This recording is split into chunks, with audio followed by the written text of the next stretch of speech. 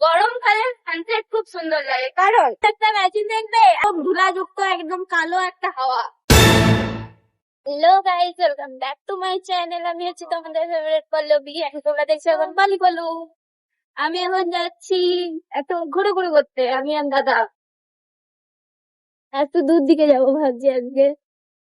দেখা যাক কোথায় যাওয়া হয়। সানসেট দেখবে, তোমাদের সানসেট দেখায়। এই যে দেখো সানসেট, দেখছো কত সুন্দর লাগছে।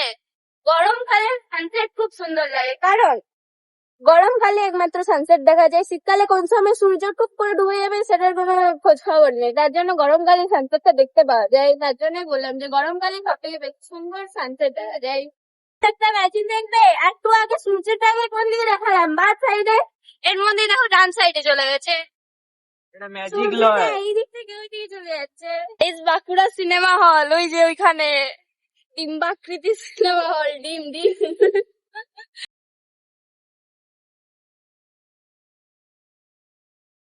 গাইস, সত্যি বলতে আমি এত দূর অব্দি প্রথমবার এইরকম গাড়িতে করে প্রথমবার এত দূর অব্দি যাচ্ছি। তাছাড়া এমনি বাসে ট্রেনে তো যাওয়া হয়, কিন্তু গাড়িতে করে প্রথমবার এত দূর অব্দি যাচ্ছি।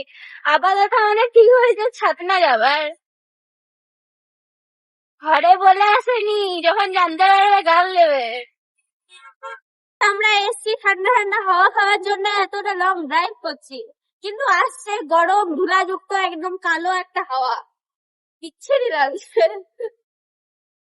মাঝে মধ্যে আসছে ঠান্ডা হাওয়া, বাট মাঝে মধ্যে একদম পুরো একদম গরম ভ্যাপসানি হাওয়া আসছে।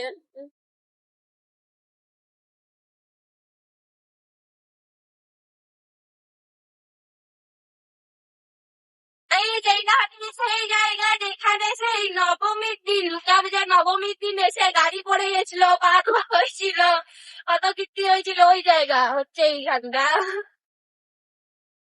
এইখানে এসছি, মানে এইদিক হয়ে যাচ্ছি আপাতত।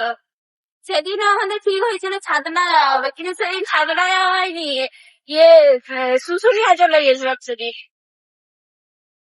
গাইস, ওই ইংরেজ মধ্যে একটা জায়গায় শুশুনিয়া পাহাড় দেখতে আছে, একটু আগে খুঁজে পেয়েছিলাম, এখন আর খুঁজে পাচ্ছি না, সেটা আলাদা ব্যাপার।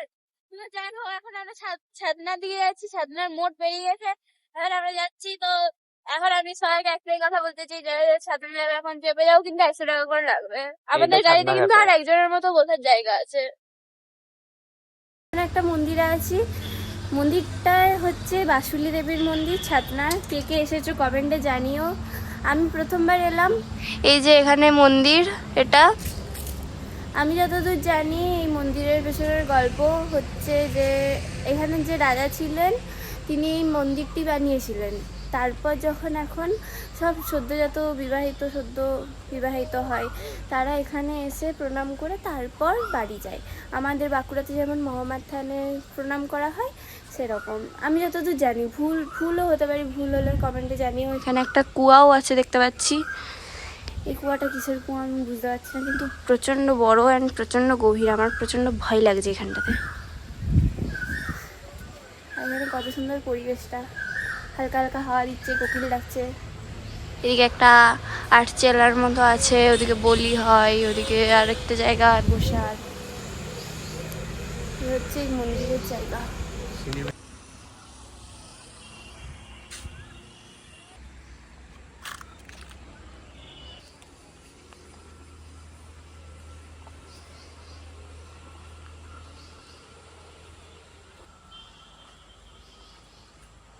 সন্ধ্যাও হয়ে গেছে এন্ড আমরা মন্দির থেকে বেরিয়ে গেছি। তো সামনে একটা ক্যাফে আছে, সেখানে আপাতত যাওয়ার প্ল্যান হচ্ছে, কারণ এখন বৃষ্টি শুরু হয়ে গেছে, হঠাৎ করে ছাতা আনা হয়নি, তার জন্য আমরা ক্যাফেতে দাঁড়ালাম না, কারণ আমরা ভাবলাম যে এখন যদি জোরসে বৃষ্টি নেমে যায় তখন আর যেতে পারবো না বাড়ি, তার জন্য এখনই চলে যাচ্ছি।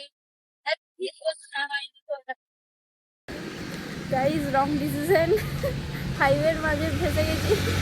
ও আমাকে হেলমেটটা দিয়ে দিল, কারণ আমার এখন বেশি চুল আছে, তোমার চুল নাই, তার জন্য তোমার চুল উঠলে কোনো ইয়ে হবে না, কিন্তু আমার চুল উঠলে তো প্রবলেম হয়ে যাবে। বৃষ্টি শুরু হয়ে গেছে গায়ে ঝমঝমিয়ে, কি করবো খুঁজে পাচ্ছি না। হাইওয়ের মাঝে এই পাশেও কিছু নেই, ওই পাশেও কিছু নেই, মাঝখানে দাঁড়িয়েছি। গাইস, প্রচন্ড বৃষ্টি হচ্ছে গাইস, দাঁড়াতে পারছি না গাইস। আমার দাদার চোখে পুরো একদম জল লেগে গেছে, মানে চশমাতে জল লেগে গেছে, ও দেখতে পাচ্ছে না সামনের দিকে। ইয়ে একটু আগে সেই খাড়লো আস্তে আস্তে ভিজলাম।